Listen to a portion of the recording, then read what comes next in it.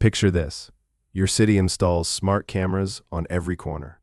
Traffic flows better, crime drops a bit, and suddenly the police also know exactly who went to that opposition rally last night.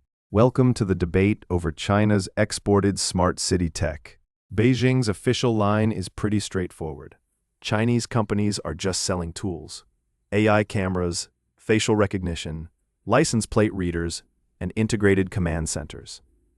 They're marketed as safe city or smart city solutions, helping cities in Africa, Asia, and Eastern Europe fight crime, manage traffic, and modernize on the cheap. For many governments, that pitch is attractive. Huawei's Safe City projects, for example, have been rolled out in places like Pakistan, Nigeria, and Kenya, often bundled with loans and infrastructure deals.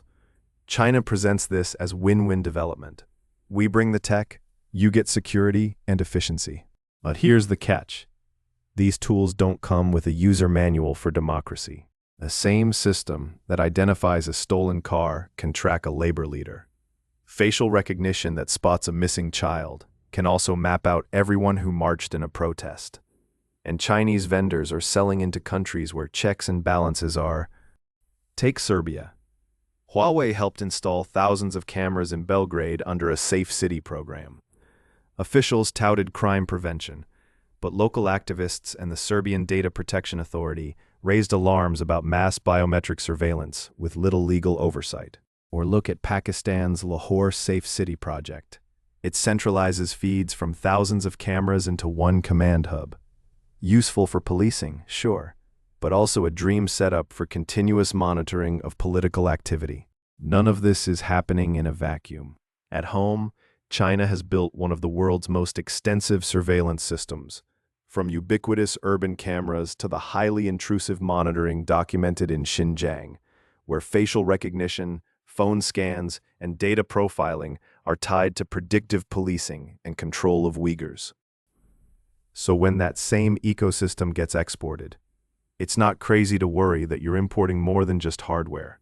You're importing a governance model, stability first, rights later. To be fair, Western companies also sell surveillance tech. The US, UK, and EU are hardly privacy saints. And some cities really do benefit from better cameras and analytics when they're constrained by strong laws and independent courts. The difference is how China wraps this stuff. Beijing prefers phrases like social stability, public security, and informationized governance. Those sound neutral, but in practice, they often mean giving governments a powerful new lever to watch and pressure their own citizens with very little transparency. And there's the data question. Even if Chinese companies deny any automatic data access, buyers can become deeply dependent on one vendor for software updates, cloud services, and AI algorithms. In security systems, dependence equals leverage. So what's the takeaway? Chinese smart city tech isn't automatically evil, and not every project is a dystopian plot. Some really are about traffic lights and emergency response. But when a country with an intensely surveillance system at home becomes the global discount supplier of those same tools abroad and sells them with feel-good slogans instead of hard guarantees on rights, that's not just tech. That's geopolitics, coded into your city's wiring. The real question isn't Chinese cameras, yes or no.